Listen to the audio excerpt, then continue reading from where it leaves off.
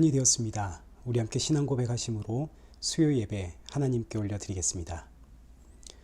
전능하사 천지를 만드신 하나님 아버지를 내가 믿사오며 그 외아들 우리 주 예수 그리스도를 믿사오니 이는 성령으로 잉태하사 동정녀 마리아에게 나시고 본디오 빌라도에게 고난을 받으사 십자가에 못 박혀 죽으시고 장사한 지 사흘 만에 죽은 자 가운데서 다시 살아나시며 하늘에 오르사 전능하신 하나님 우편에 앉아 계시다가 저리로서 산자와 죽은 자를 심판하러 오시리라. 성령을 믿사오며 거룩한 공예와 성도가 서로 교통하는 것과 죄를 사하여 주시는 것과 몸이 다시 사는 것과 영원히 사는 것을 믿사옵나이다. 아멘. 우리 찬송가 151장 함께 찬양하시겠습니다. 만왕의 왕 내 주께서 왜 고초 당했나. 이 벌레 같은 날 위해 그 보혈 흘렸네. 십자가 내가 처음 볼 때에 나의 맘에 큰 고통 사라져. 오늘 믿고서 내 눈 밝았네. 참 내 기쁨 영원하도다. 주 십자가 못 박힘은 속죄함 아닌가. 그 긍휼함과 그 은혜 말할 수 없도다. 십자가 내가 처음 볼 때에 나의 맘에 큰 고통 사라져. 오늘 믿고서 내 눈 밝았네. 참 내 기쁨 영원하도다. 늘 울어도 그 큰 은혜 다 갚을 수 없네. 나 주님께 몸 바쳐서 주의 일 힘쓰리. 십자가 내가 처음 볼 때에 나의 맘에 큰 고통 사라져. 오늘 믿고서 내 눈 밝았네. 참 내 기쁨 영원하도다. 기도하겠습니다. 참 좋으신 하나님 아버지, 오늘도 이 수요 저녁을 기억하고 예배의 자리로 인도하심에 감사합니다.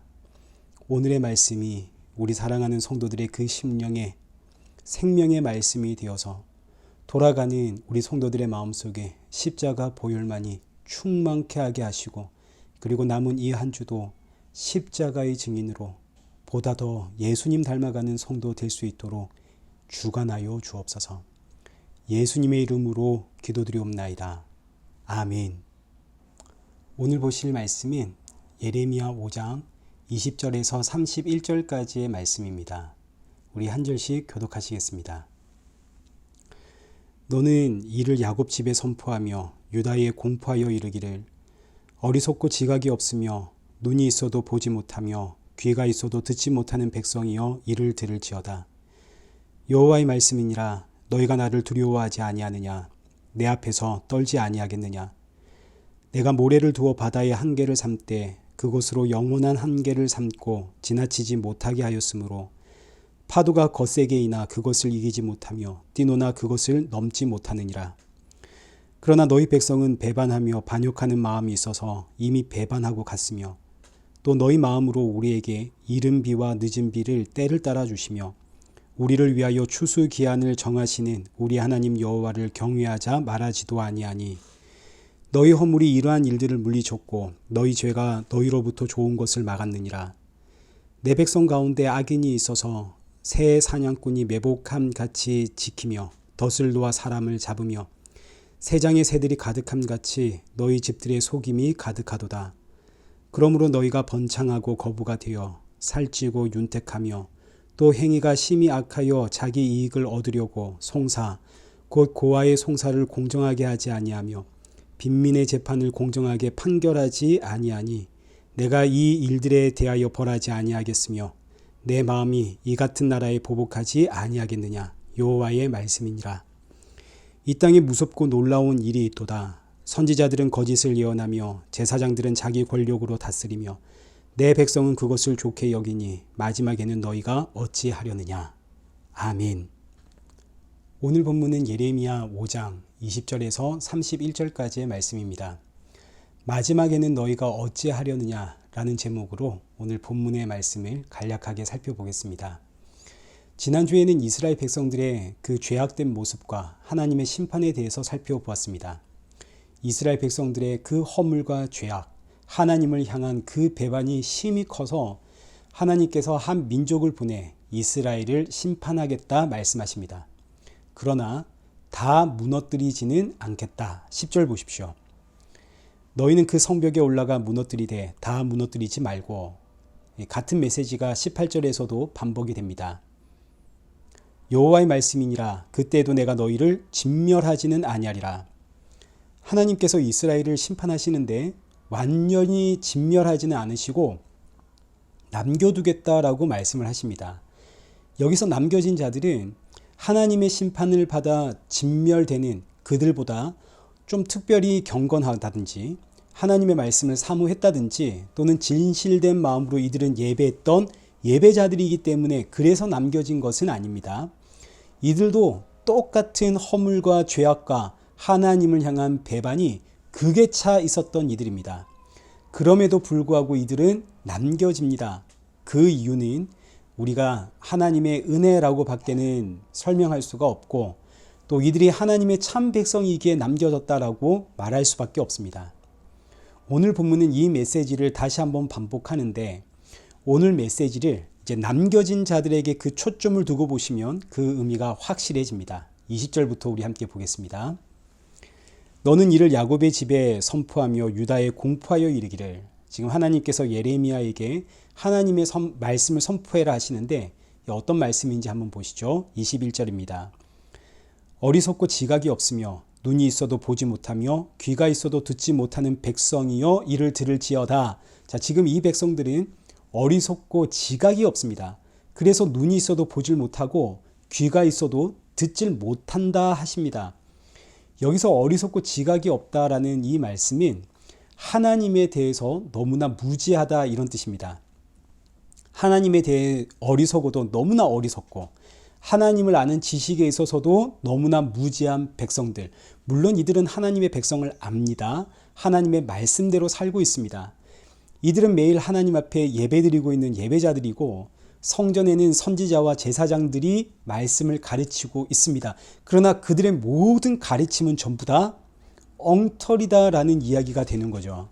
그래서 하시는 말씀이 눈이 있어도 보질 못하고 귀가 있어도 듣지 못하는 이 어리석고 지각이 없는 백성들아, 하나님의 말씀을 날마다 배우면서도 이해하지를 못하고 참 선지자의 그 외침에는 도무지 듣지를 못하는 이 백성들, 이것이 지금 이스라엘 민족들의 상태이고 동시에 남겨진 자들의 상태이기도 합니다. 그러니까 남겨진 자, 하나님의 은혜를 받은 자, 구원을 받은 자들은 뭔가 남들보다 특별한 경건이 있어서라든지 거룩과 어떤 믿음이 있어서 남겨진 것이 아니라는 이야기를 지금 하고 있습니다. 남겨진 자들은 저 심판을 받아 진멸된 자들과 전부 똑같습니다. 똑같이 눈이 있어도 보질 못하고 귀가 있어도 듣질 못하는 상태입니다. 아니 그런데 하나님 이러시면 안 되는 거 아닙니까? 눈이 감겨 있으면 눈을 뜨게 해주시고 귀가 닫혀 있으면 귀를 열어서 듣게 해주셔야 되는 거 아닙니까? 적어도 하나님의 백성이라면 그들의 눈과 귀는 열어주셔야죠. 그래야 되는 거 아닙니까? 근데 왜 하나님은 자기 백성들의 눈과 귀까지 막아버리십니까? 그 이유를 우리는 이사야서를 통해서 이미 다 살펴보았습니다. 이사야 6장을 한번 보십시오. 하나님께서 이사야 선지자를 만나주셔서 이사야 선지자에게 소명, 사명, 사역을 맡기시는 장면입니다. 8절부터 보겠습니다. 내가 또 주의 목소리를 들으니 주께서 이르시되 내가 누구를 보내며 누가 우리를 위하여 갈고 하시니 그때 내가 이르되 내가 여기 있나이다 나를 보내소서 하였더니 여호와께서 이르시되 가서 이 백성에게 이르기를 너희가 듣기는 들어도 깨닫지 못할 것이요 보기는 보아도 알지 못하리라. 오늘 예레미야에게 주신 말씀과 똑같은 말씀입니다. 이 백성들이 듣기는 들어도 깨닫지 못할 것이고 보기는 보아도 알지 못할 것이다. 아니, 하나님께서 참 백성을 자기 백성들에게 보냈다면 이 백성들은 그 말씀을 듣고 깨달아야 되는 거 아닙니까? 보고 알아야 되는 거 아닌가요? 그런데도 하나님은 참 선지자를 자기 백성에게 보내시면서 하시는 말씀이 들어도 깨닫지 못하게 하고 보아도 알지 못하게 해라. 그 이유가 10절입니다. 이 백성의 마음을 둔하게 하며 그들의 귀가 막히고 그들의 눈이 감기게 하라. 염려하건대 그들이 눈으로 보고 귀로 듣고 마음으로 깨닫고 다시 돌아와 고침을 받을까 하노라. 여러분, 이게 무슨 뜻인지 이해가 되십니까? 이런 뜻입니다. 사람이 스스로 하나님의 말씀을 깨닫고 하나님 앞에 나온다면 그럼 사람은 어떻게 될까요? 그러면 사람은 하나님 앞에 약속된 상급 주십시오 요구하게 됩니다. 하나님, 제가 하나님의 말씀대로 살았습니다. 그러니 이제 복 주십시오. 하나님께서 약속하지 않았습니까? 말씀대로 살면 복 주겠다 하셨으니 이제 빨리 저에게 그 약속된 복과 상급 주십시오. 사람은 반드시 이런 모습으로 나가게 되어 있습니다. 하나님은 사람을 만드셨기 때문에 사람의 악함을 너무나 잘 아십니다. 그래서 이런 모습으로 하나님께로 나올까 하나님이 심히 염려하여 그래서 하는 말이 너희가 눈으로 보고 귀로 듣고 마음으로 깨닫고 나에게 돌아오면 너희는 나에게 상급을 자꾸 바라겠지. 너희가 잘났다 하겠지. 그래서 귀를 막고 눈을 감기게 해라. 그러자 이제 이사야서가 묻는 겁니다. 11절 내가 이르되 주여 어느 때까지이니까 하였더니 주께서 대답하시되 이 성읍들은 황폐하며 주민이 없으며 가옥들에는 사람이 없고 이 토지는 황폐하게 되며 여호와께서 사람을 멀리 옮기셔서 이 땅 가운데 황폐한 곳이 많을 때까지니라. 자, 지금 이 말씀은 우리가 하나님을 안다라는 이 생각이 완전히 무너질 때까지라는 뜻입니다. 우리는 하나님을 알 수가 없구나. 우리는 아무것도 아니구나. 우리는 완전히 죄인이구나. 또 이걸 이제 달리 표현하면 이 땅에 죄가 가득 차 그 누구도 하나님을 찾지 않을 때까지 눈과 귀를 막게 해라. 자, 그래서 이어지는 13절 보십시오. 그 중에 10분의 1이 아직 남아 있을지라도 이것도 황폐하게 될 것이나 밤나무와 상수리나무가 배임을 당하여도 그 그루터기는 남아있는 것 같이 거룩한 씨가 이 땅에 그루터기니라 하시더라. 하나님을 스스로 안다 하는 자들이 완전히 황폐하여 도무지 하나님 앞에 설 가능성이 없을 그때 하나님께서 거룩한 씨, 이 땅에 구루터기를 보내겠다라고 말씀을 하십니다. 그러면 그 거룩한 씨, 이 땅의 구루터기는 누구의 이야기인가요? 당연히 예수님의 이야기겠죠.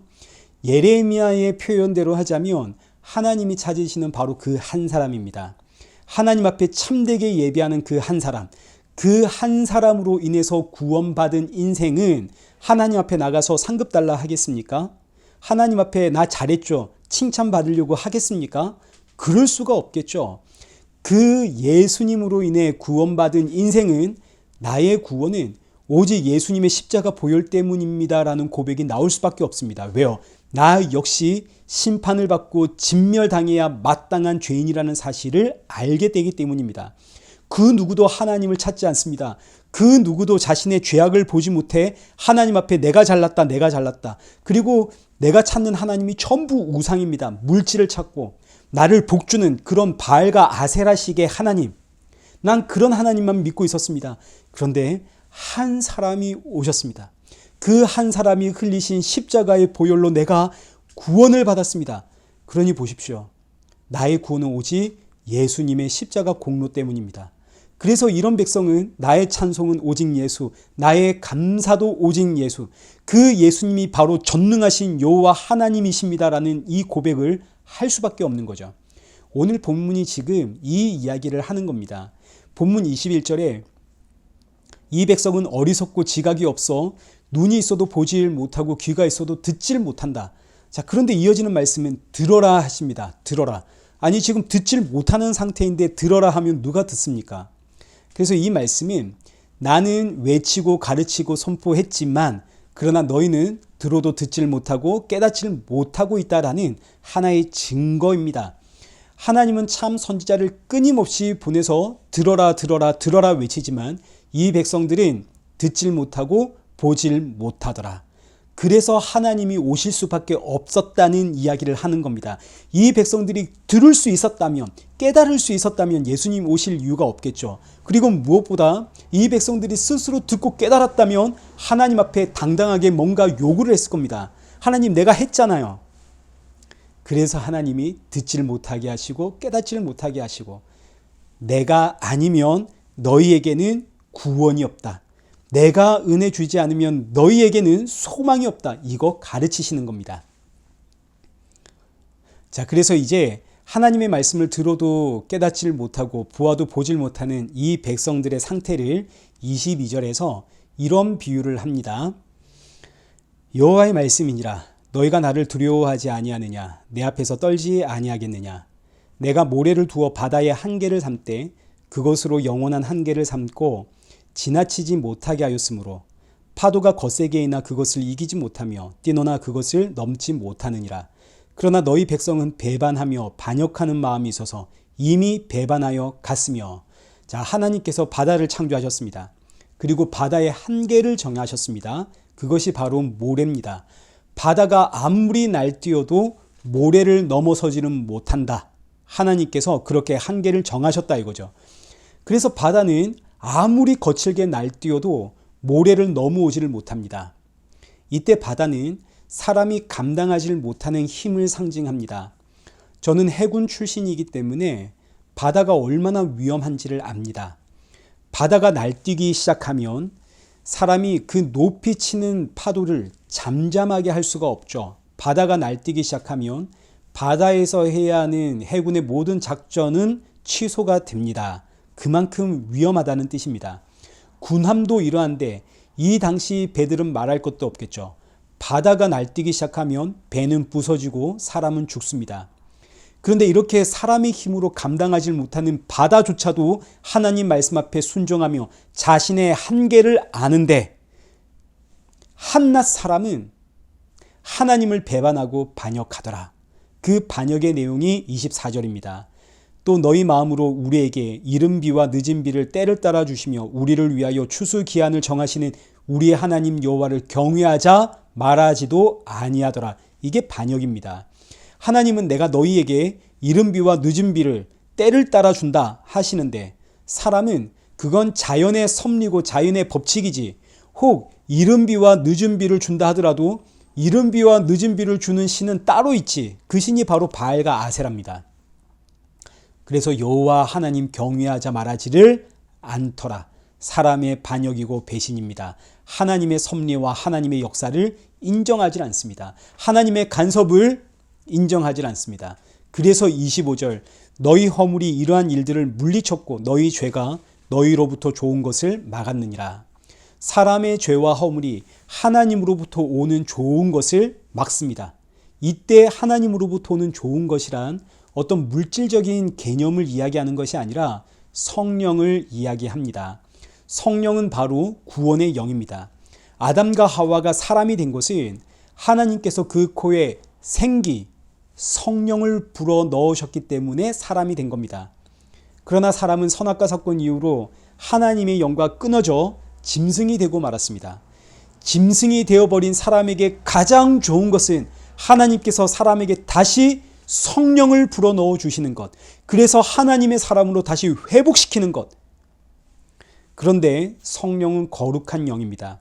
거룩한 영은 거룩한 곳에만 임할 수 있는데, 사람은 죄와 허물로 인해서 성령이 사람에게 임할 수가 없습니다. 만약 그럼에도 불구하고 성령이 왔다면 이때 성령은 심판의 영이 됩니다. 거룩한 영은 더러운 곳에 있을 수 없는데, 그럼에도 불구하고 이 더러운 곳에 오셨다면 이건 작정하고 심판하여 쓸어 없애버리겠다는 이야기가 되는 거죠. 따라서 이 백성들의 허물과 죄에도 불구하고 성령이 오지 않았다는 사실은 정말로 하나님의 은혜고 하나님의 오래 참으심입니다. 자, 여기까지는 이제 이스라엘 백성들의 허물과 악함입니다. 여기에는 남겨지는 하나님의 백성들도 포함되고 있다는 사실 굉장히 중요합니다. 누구 하나 구원받을 자격이나 조건이 없죠. 전부 하나님을 반역하고 배신한 짐승들입니다. 자, 그리고 이제 이어지는 26절부터는 이런 백성들의 영적 지도자의 모습이 담겨 있습니다. 26절 보시죠. 내 백성 가운데 악인이 있어서 새 사냥꾼이 매복함같이 지키며 덫을 놓아 사람을 잡으며. 자, 지금 내 백성 가운데 악인이 있다 합니다. 여기서 내 백성을 교회 공동체라고 생각하시면 되겠고, 악인은 교회의 영적인 지도자라고 생각하시면 됩니다. 교회 안에 악인이 있습니다. 이 악인들이 바로 선지자고 제사장들입니다. 이들은 마치 새를 잡는 사냥꾼처럼 매복하여 덫을 놓아 사람을 잡습니다. 여러분, 새 잡아보셨습니까? 저는 새를 잡아본 적이 한 번도 없습니다. 시도도 안 해봤습니다. 그러나 새를 잡는다는 것이 쉽지는 않을 것이라고 생각이 됩니다. 새를 잡아본 적이 없기 때문에 새를 잡으려면 먼저 새에 대해서 연구를 좀 해야겠죠. 새는 어떤 먹이를 좋아하는지, 어떤 먹이를 주면 정신을 못 차리고 거기에만 집중하고 달려드는지 이것도 알아야 될 것이고, 새가 소리에 얼마나 민감한지, 또 새의 경각심은 얼마나 발달되어 있는지, 또 새가 어떤 환경을 좋아하고 어떤 환경 속에서 긴장을 푸는지 새에 대해서 충분히 연구한 이후에 그때 새를 잡을 만한 도구를 만들어서 이제 새를 잡으러 나가는 거죠. 교회 안에 악인들이 있는데 이들은 마치 새를 잡는 사냥꾼처럼 사람을 잡는다 합니다. 사람 잡으려면 어떻게 해야 할까요? 사람에 대해서 연구를 해야겠죠. 사람이 뭘 좋아하는지, 사람은 어떤 환경을 좋아하는지, 또 어떤 환경을 줄 때에 긴장을 풀게 되는지, 또 어떤 상황 속에서 감동하고 감격하게 되는지, 어떤 말이 도전을 주는지, 어떤 말이 위로가 되는지, 사람을 연구해서 사람을 낚는 악인들, 이때 이들의 도구는 다른 것이 아닌 하나님의 말씀이 됩니다. 하나님의 말씀으로 사람을 잡으려고, 하나님의 말씀으로 사람의 심금을 울리고 그들에게 도전과 위로와 결단을 하게 해서 그들의 마음을 자기에게로 사로잡는 사냥꾼, 그들이 누군가? 30절입니다. 이 땅에 무섭고 놀라운 일이 있도다. 선지자들은 거짓을 예언하고 제사장들은 자기 권력으로 다스리며 내 백성은 그것을 좋게 여기니 마지막에는 너희가 어찌하려느냐. 사람을 잡는 사냥꾼들이 있습니다. 누군가요? 선지자와 제사장들입니다. 이 세상에서 가장 무서운 일은 선지자와 제사장들이 하나님의 말씀으로 사람을 잡는 겁니다. 선지자와 제사장들은 하나님의 참된 말씀을 증거해야 할 책임과 사명이 있는 자들입니다. 주의 백성을 주께로 인도해야 할 책임과 의무가 있기 때문에 그런 의미에서 선지자와 제사장들은 이 땅의 빛입니다. 그런데 이 땅의 빛이 되어야 하는 선지자와 제사장들이 사람을 잡는 사냥꾼이 되어버렸으니 이 땅에는 무슨 희망이 있고 무슨 빛이 있겠습니까? 세상에 이보다 무섭고 끔찍한 일은 없다 하는 것이 성경의 평가입니다. 이 말씀은 오늘날 우리에게도 고스란히 적용이 되겠죠. 오죽하면 사도 바울이 고린도후서 11장 20절에서 이런 말씀을 합니다. 누가 너희를 종으로 삼거나 잡아먹거나 빼앗거나 스스로 높이거나 뺨을 칠지라도 너희가 용납하는도다. 자, 지금 사도 바울이 고린도 교회에 하나님의 복음의 말씀을 증거했습니다. 복음, 생명의 주 예수 그리스도를 증거할 때에 나는 죄인 중에 괴수입니다. 나는 연약하고 나는 불완전한 인생입니다. 자신을 끊임없이 낮추고 이런 나를 구원하신 예수 그리스도를 높이는 데에 온 집중을 했습니다. 그런데 이런 나를 예수님이 구원하셨습니다. 복음을 증거했죠. 반면 거짓 교사들이 고린도에 들어와서는 그들은 스스로를 높입니다. 자신을 하나님의 말씀을 받은 거룩한 주의 종이라 소개하고 백성들에게 십자가의 도를 전하는 것이 아니라 백성들을 연구하여 백성들의 심리를 파고들어 경건하게 살고 말씀대로 살면 하나님이 좋아하고 기뻐하는 일들을 하면 여러분이 원하는 일들을 하나님이 들어주리라. 하나님이 상급을 주리라. 백성들이 얼마나 좋아하는지, 거짓 교사들은 백성들을 종으로 삼아 그들을 잡아먹고 심지어 그들을 뺨을 때려도 그들은 좋아합니다. 왜일까요? 이들은 사냥꾼들이거든요. 사람이 무엇을 좋아하고 무엇을 기뻐하고 사람을 연구한 사냥꾼들이기 때문에 사람들이 그들의 말을 너무너무 좋아합니다. 반면 복음으로 인해 매맞고 굶주리고 스스로를 죄인이라 고백하는 사도 바울의 복음은 듣기도 싫고 받기도 싫습니다. 진짜 복음을 안다면서 넌 왜 복을 못 받았니? 너는 복을 받은 것이 아니라 오히려 너가 전하는 그 복음 때문에 너는 저주받은 것이다. 너야말로 거짓이다. 여러분, 이것이 이 세상에서 가장 무섭고 끔찍한 일입니다. 그런데 우리 돌아보면 우리도 이렇게 사냥꾼들에게 붙잡혀 있었던 인생 아니었습니까? 그래서 그렇게 정성을 바치며 열정을 바치고 그 사냥꾼들의 말에 죽는 신용까지 한 거 아닙니까? 저는 그랬습니다. 저는 본성이 너무 착하고 순종적인 사람이라 또 특히 저희 부모님, 목사님의 말씀이면 죽는 신용까지 했던 분들이기 때문에 저는 목사님의 말씀이면 그게 전부 다 맞는 줄 알았습니다. 심지어 저는 결혼도 목사님이 하라 해서 했습니다. 그랬던 제가 이제는 반항아가 되었죠. 예수님 말씀 외엔 듣지 않겠다. 난 예수님으로 충분하다. 그 외 소리는 안 듣겠다.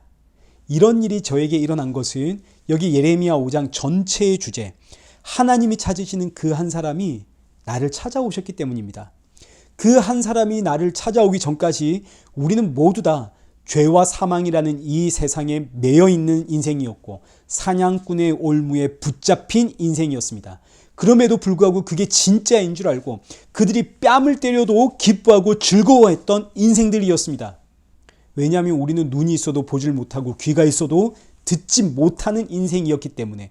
그런데 마침내 때가 되어 하나님의 그 한 사람이 이 땅에 오셔서 이 눈과 귀가 가려워진 인생을 위해 십자가에 죽으시고 그 죽으심으로 나의 죄와 나의 허물을 사하시고 죄와 허물이 사해졌으니 이제는 그 부활하신 주님이 영으로서 나를 찾아와 내 안에 거하시니 이제 우리는 주의 영이 임한 성전이 되었고 눈과 귀가 회복된 새로운 피조물이 되었습니다.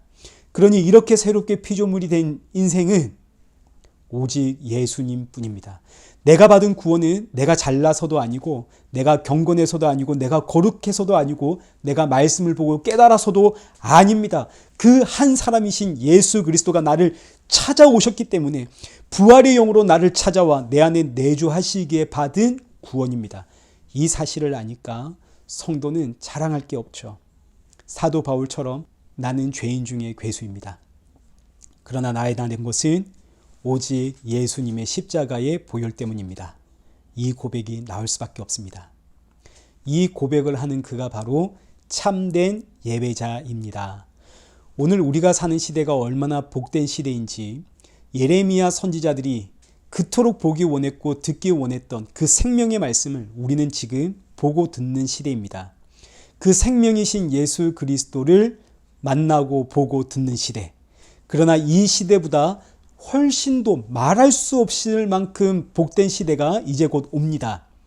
지금은 영이신 예수님이 나를 찾아오셨고 말씀을 통하여 그 예수님을 만나게 되는데 우리는 지금 이런 시대인데 이제 곧 다가올 그 새 시대는 그 새 하늘과 새 땅에서는 예수님과 얼굴과 얼굴을 맞대어 보게 될 것이고 예수님의 말씀을 문자로 보는 것이 아니라 이제는 친히 그 입술을 통해서 듣게 되는 시대입니다.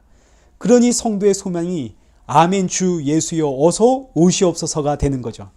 이 소망을 품고 주님 오시는 그날까지 이 세상과 악한 사냥꾼들에게 붙잡힌 그 영혼의 구원을 위하여 우리 기도하며 또 복음을 증거하며 이 귀한 사명을 지혜롭게 감당하는 그런 복된 저와 여러분 되시기를 축원합니다.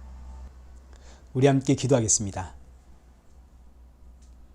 살아계신 하나님 아버지, 눈과 귀가 막혀 세상에 붙잡혀 있었고 악한 사냥꾼의 올무에 붙잡혀 있었던 우리를 예수님의 십자가 보혈로 구원해 주시고 그 생명의 도가 되시는 예수님 바라보고 그 말씀에 반응하는 눈과 귀를 회복시켜 주심에 감사를 드립니다. 우리의 지난 날을 돌아볼 때 정말 예수님 바라보며 산다는 것이 그 자체가 얼마나 감사한지, 이 귀한 감사로 주신 날들을 살아가며 주님 만날 그날을 사모하며 그날이 올 때까지 이 귀한 생명의 복음 증거하며 영혼 구원을 위해 기도하는 성도가 되어지도록 성령의 충만함 부어 주옵소서. 모든 상황과 환경과 또 형편 가운데 우리의 삶이 더욱 주를 닮아가도록 우리의 마음과 생각 다스려 주옵소서. 예수님의 이름으로 기도드리옵나이다. 아멘. 이제는 우리 주 예수 그리스도의 은혜와 성부 하나님의 크신 사랑과 성령 하나님의 위로교통 충만하심이 주님 오실 그날 사모하며 생명의 복음을 담대히 증거하며 날이 갈수록 더욱 예수님 닮아가길 소원하는 우리 일회교회 성도들과 온 세상 교회의 머리머리 위에 이제로부터 영원토록 함께 있을지어다. 아멘.